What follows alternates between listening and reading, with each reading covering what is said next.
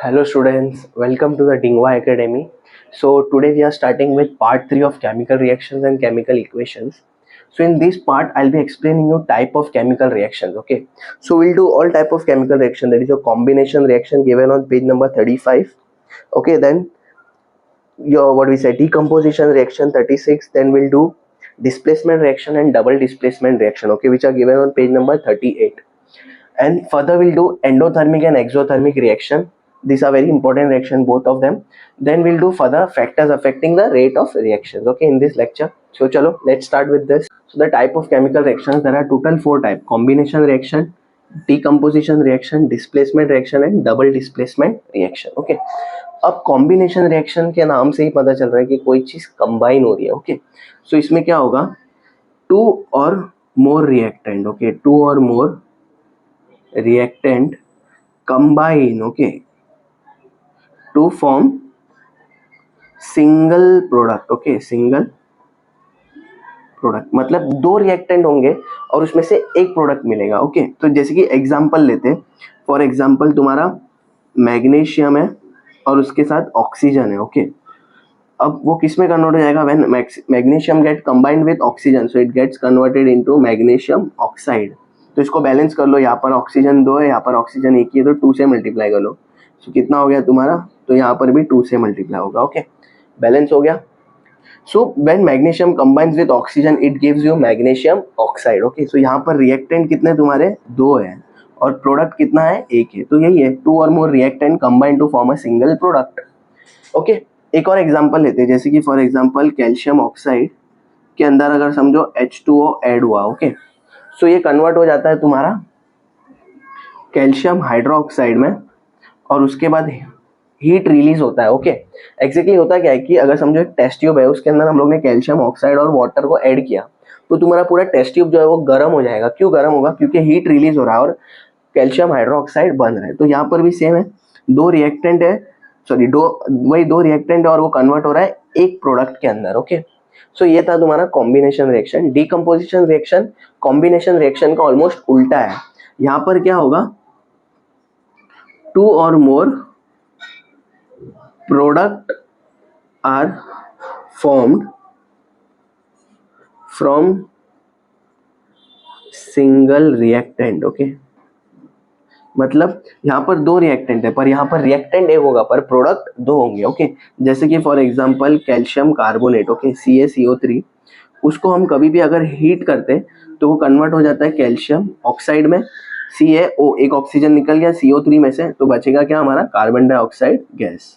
तो उसको upside arrow से इंडिकेट करना है. ये सब मैंने पार्ट 1 में डिस्कस किया कि केमिकल रिएक्शंस को लिखते कैसे. अगर तुम्हारा हीट है तो यहाँ पर ट्राइंगल की फॉर्म में लिखना है कि हीट ऐड हो रहा है, कैल्शियम कार्बोनेट को हम लोग ने हीट किया है और फिर वो किस में कन्वर्ट हो रहा है, कैल्शियम ऑक्साइड और कार्बन डाइऑक्साइड. तो कार्बन डाइऑक्साइड एक गैस है, इसीलिए उसको मैंने अपसाइड एरो में इंडिकेट किया कि गैस रिलीज होगा. Okay, so let's start with displacement reaction. So displacement reaction के नाम से पता चल रहा है कि किसी की जगह जो है वो डिस्प्लेस हो रही है. ओके, तो इसमें क्या होता है, less reactive element, okay, less reactive element is replaced. Okay, उसका जगह जो है वो रिप्लेस्ड हो जाएगा, replaced by more reactive element. Okay, जैसे कि फॉर एग्जांपल यहाँ हमारे पास कॉपर सल्फेट है. ओके, तो कॉपर सल्फेट के अंदर कॉपर होता है और सल्फेट. ओके, और उसको आयरन के साथ रिएक्ट करते हैं. ओके, Fe,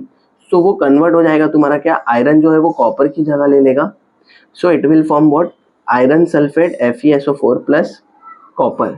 तो यहाँ पर हुआ क्या, ये तुम्हारा लेस रिएक्टिव था, ये मोर रिएक्टिव था, तो मोर रिएक्टिव ने लेस रिएक्टिव की जगह ले ली. ओके, सो डिस्प्लेसमेंट रिएक्शन काफी इजी है.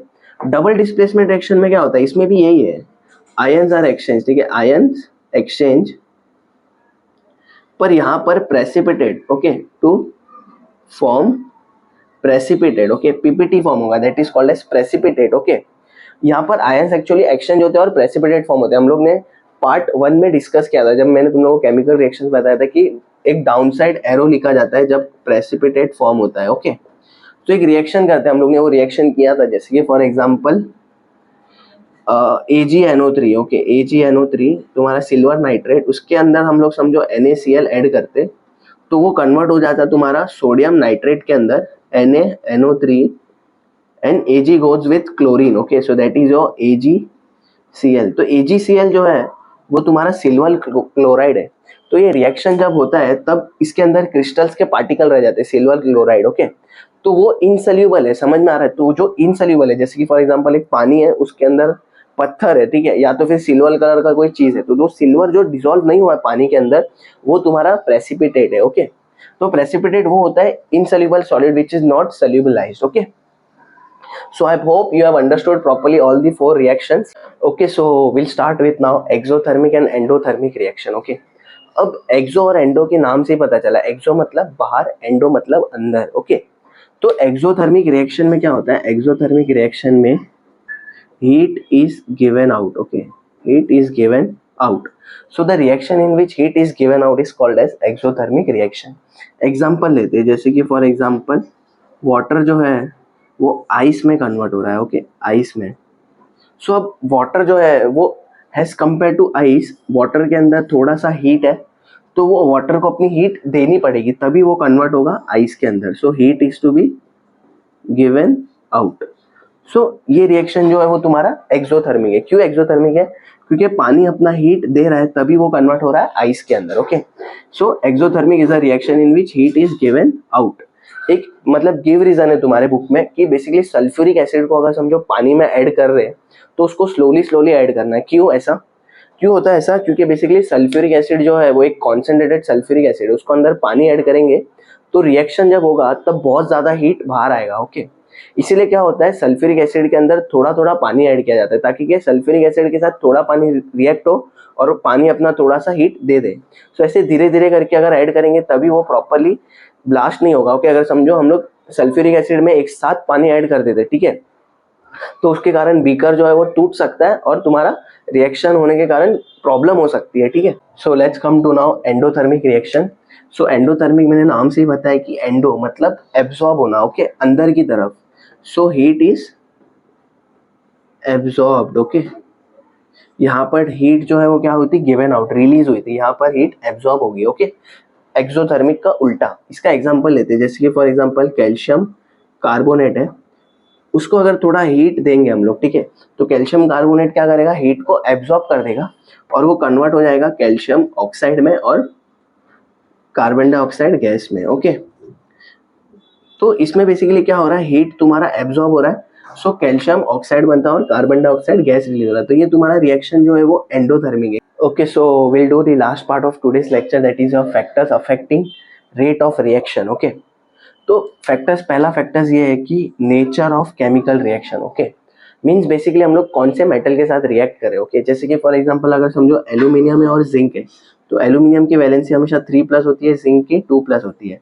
तो ये दिस इंडिकेट्स कि बेसिकली एल्यूमिनियम जो है वो हमेशा जिंक से ज़्यादा रिएक्टिव है. ओके, सो अगर कोई भी रिएक्शन अगर एल्यूमिनियम के साथ होगा तो वो जल्दी होगा as compare to zinc. Okay, so nature of chemical reaction काफ़ी ज़्यादा इंपॉर्टेंट है. तो हमेशा जब भी एलिमेंट चूज करो तो ज़्यादा जिसकी वैलेंसी ज़्यादा है वो वाला चूज करना है. Okay, next, size of the particle of the reactant. अगर समझो मैं तुमको पानी के अंदर शक्कर के क्रिस्टल डिजोल्व करने बोलूँ और शक्कर का पाउडर डिजोल्व करूँ, तो ऑब्वियसली पाउडर जो है वो तुरंत डिजोल्व होगा. क्यों, क्योंकि उसकी पार्टिकल साइज कम हो गई तो रिएक्शन फास्ट हो गया. Okay, so smaller the size of particle, higher is the rate of reaction. Okay, next is basically your concentration of the reactant. Okay, reaction.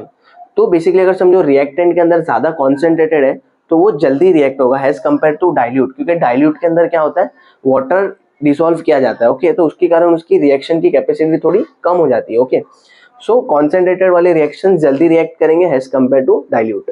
Next is basically your temperature of the reaction. Okay, so अगर temperature समझो increase हो रहा है तो reaction increase होगा, हमेशा ये चीज याद रखो. Okay, last part which is there, that is your catalyst. Okay, catalyst हम लोग ने ऑलरेडी डिस्कस किया था. कैटलिस्ट एक ऐसी चीज है जो रिएक्शन को फास्ट करेगी without causing any chemical change. मतलब रिएक्शन के अंदर पार्ट लेगी पर वो कैटलिस्ट का उसके अंदर और कोई काम नहीं होगा, सिर्फ खाली वो काम एक ही होगा कि वो रिएक्शन को फास्ट करेगी. जैसे कि for example potassium chlorate. Okay, which is there, that is जब उसको हम लोग हीट करते हैं तो वो कन्वर्ट होता है पोटेशियम क्लोराइड और ऑक्सीजन गैस यहाँ पर लिबरेट हो रहा है, पर ये रिएक्शन को करने के लिए काफ़ी टाइम लगता है, okay.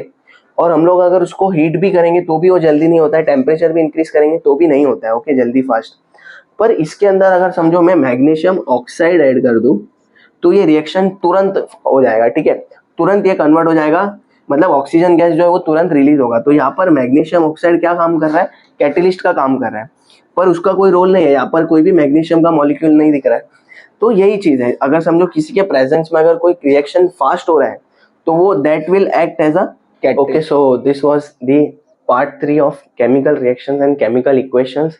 I hope you have understood each and every part properly. If you have any kind of doubt, then do drop a comment. I'll try to solve your doubt. Okay, so and don't forget to subscribe my channel. Okay, so in next part I'll be explaining in detail about oxidation reduction reactions, and also we'll discuss in detail about corrosion, and we'll complete the chapter. Okay, thank you.